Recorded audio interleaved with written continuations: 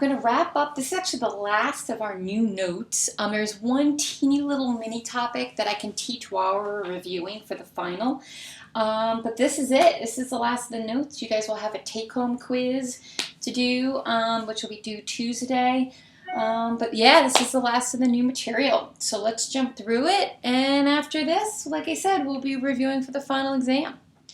So let's take a look at this first one here. So this I did post up on Google Classroom. I suggested either you print this out ahead of time or write the questions down so it's a little easier to see. What I suggest is pause me, see if you can do this whole sheet. The only ones you probably can't do are the last one here, number 7, with the converting.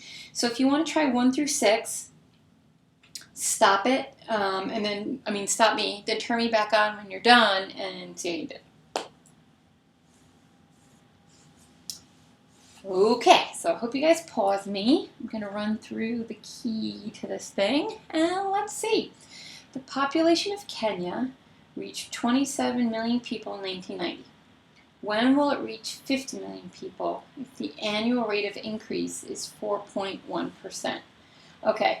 So the population of Kenya was 25 million. Okay, I'm not going to put all the zeros. I'm just going to put 25. Parenthesis. When will it reach 50 million? So I want to know when it's going to get to 50. If the annual rate 1 plus, which means that 0.041 to the t. Well, I guess I don't need to spread that out so far. So I'll set that equal to 50. All right. So I'm going to divide by 2. Right? So this becomes 1.041 to the t equals 2. And then I'm going to log this guy. I'm going to write log 1.041 2 equals t. Grab my trusty calculator. Okay. So I hit math, go up to the log. So in case you forgot, you hit the math button, go up twice, log base, and it's 1.041. Throw 2 in there. And I'm getting this to be 17.25 approximately. Alright, so what that means, since the question is based on 1990, right? So 1990, 17 years later, right? That would be during the year. So during 2007. So during that year. And the reason why I'm saying during it is because it's 0.25, so it's during the year 2007. All right, an investment is made 7% annual interest compounded daily. So 7% annual interest daily. How long does it take to triple the investment? Okay, so now I didn't give you an original amount. So you can either make one up, or I want to come back over here. Look. This would be doubling, right? So what you could say is if you want to use $1, $1, right? 1 plus 0.07 daily would be 365. That means 365 would go there. T, and if you want to triple $1, you end up at $3. If you want to put 100, tripling it, you would equal 300. You're going to end up with exactly the same thing. Big thing about compounding, right? Whatever's here also goes there. And we're just going to solve this now. Basically, we're going to do a log. So it's going to be the log of this guy, 1 plus 0.07365, right? To 3 equals 365t. And I'm going to divide by 365. T equals, all right, so I do math, go up twice, log, parenthesis 1 plus, fraction button, 0.07 over 365, close the parenthesis, and put the 3 in there. So I get that decimal, but then I have to divide it by 365. So I'm getting 15.696. Did I say how long to round to? Don't say how long. So I'm going to leave it to the nearest 3 decimal places, nearest thousands. So how long would it take? That would take you that many years. So remember, if I don't tell you what to round to, go to 3 decimal point places. All right, 3. The half-life of a substance is 5 years. If you currently have 100 grams of the substance, how long to the nearest tenth of a year will it take to have 5? All right, so we're starting off with 100. Put a half in there for half-life. Now, it takes 5 years. So that would be T over 5. And we want to know when we're going to have 5 grams. So that should have been your setup. And divide both sides by 100. So that becomes a half. T over 5. 5 over 100 reduces to be 1 over 20, right? And then I'm going to log this. So it becomes log 1/2 1 over 20 equals T over 5. Right? So now I'm going to go to my calculator again. Hit math, go up twice. So that's going to be 0.5, fraction button 1 over 20. Okay. So that's what I'm getting. So it's 4.321928095 equals T over 5. And then if you put that over 1, cross multiply, right, you would do 4.3 times 5, and I want it rounded to the nearest tenth, so I'm getting 21.6. Is it years? Yes, years. All right, so how are you guys doing so far? A population quadruples in size every 6 years. What is the annual growth rate? All right, so let's say we have one person, right? 1 plus, I don't know the growth rate, but it's happening every 6 years, all right? And we want it to quadruple. Well, if I know it's quadrupling, I can actually just throw a 6 in there. Boom. All right, so the one person, right, quadrupled in size, took 6 years for that to happen. I want to know the rate. All right, so that means I'm going to log this again. So I'm going to get log 1 plus r 4 equals 6. Now, we've been doing this the whole time. Why is not this not the smartest way of handling the question? Because you can't put that in your calculator. We're jammed, right? So when you guys do work and you realize you're not getting anywhere, don't just give up, right? Bring it back here. Is there a smarter way to get at the answer here? Well, if that's being raised to the 6th power, you have 2 options, right? We can take the 6th root or raise it to the 1/6 power. They mean exactly the same thing. So you could have done that or taken the 6th root. And the reason why we do that now is this cancels. So I get 1 plus r equals, and I'm going to do 4 raised to the 1/6 power. 4 raised 1 over 6.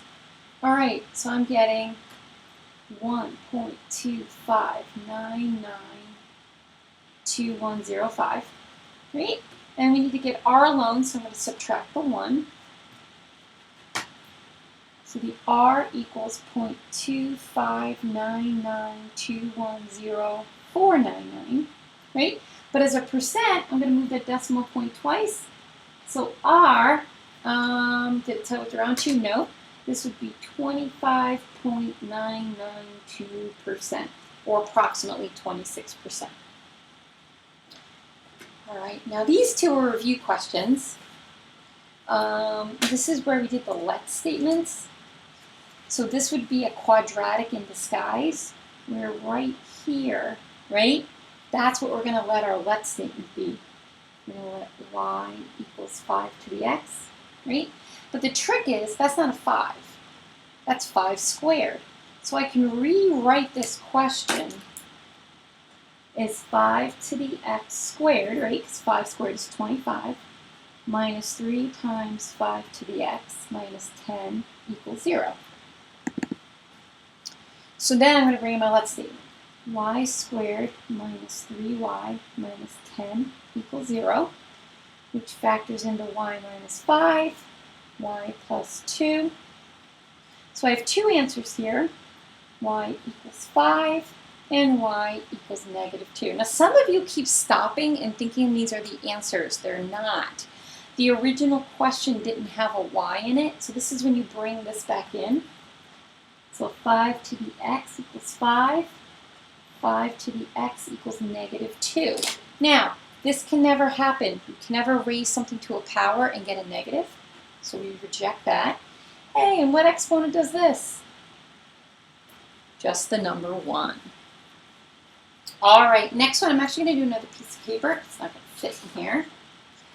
So on here now, I'm going to write down the question. Number 6 was 2e to the 2x minus 11e to the x plus 5 equals 0. All right, so what I'm going to do here, like using the blue marker, this guy's my let statement. So I'm going to do let y equal e to the x. And if you notice right here, we also have an e to the x. Right? So what this becomes is 2y squared minus 11y plus 5 equals 0. Now, at this point, you have to factor this, right?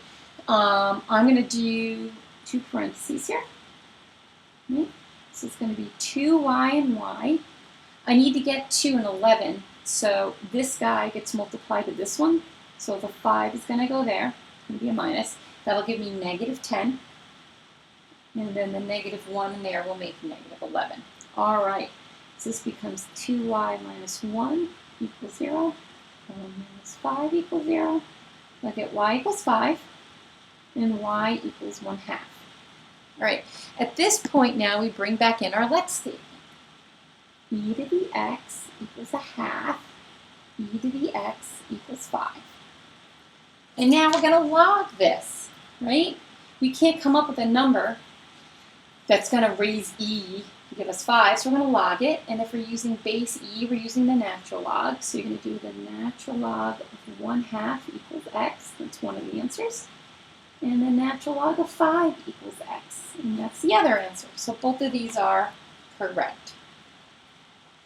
And now finally number 7, which is probably the one last new thing converting, but it's really not that new.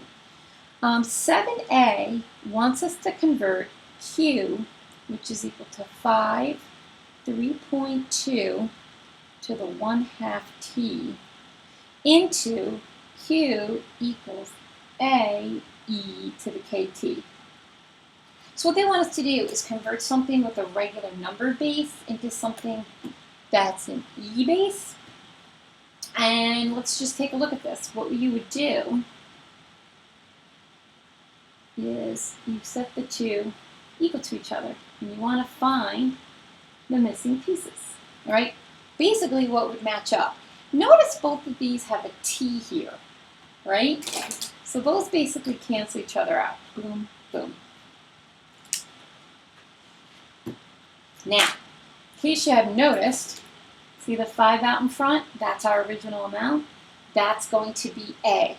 Now, why is that? Well, if you plug 0 in for time, right? If you plugged in t equals 0, all of this would become the number 1, leaving a alone. And all of this would become the number 1, leaving 5 alone. So I know a is equal to 5. Now, what else is left here to look at? Well, we have this piece here and this piece here. They match up in location. That means 3.2 to the 1/2 power has to equal e to the k. And what I need to know now is, what's the k? So I'm going to log this with the natural log. We do the natural log. You don't have to put the e, right? Of 3.2 to the 1/2 power has to equal k. So go to my calculator. I'm going to do natural log button again near the 4. Natural log 3.2 raised to the 1/2 power. I'm just going to put 0.5. All right. And I wrote down round to the nearest thousandths, so I'm getting 0.582. So the conversion here, the answer to this question, is going to be q equals 5e to the 0.582 t. And that's how you would do a conversion. You literally just put the two equations next to each other and match things up. So if you didn't do part B, pause me for a second, give that one a try. Okay, I hope you pause me. Let's do 7B. So in 7B, I'm giving you Q equals 2e to the 3t. So this time I'm giving it to you in E form, and I want you to convert it into a base form with a number. A, b to the t. So we set the two equations equal to each other.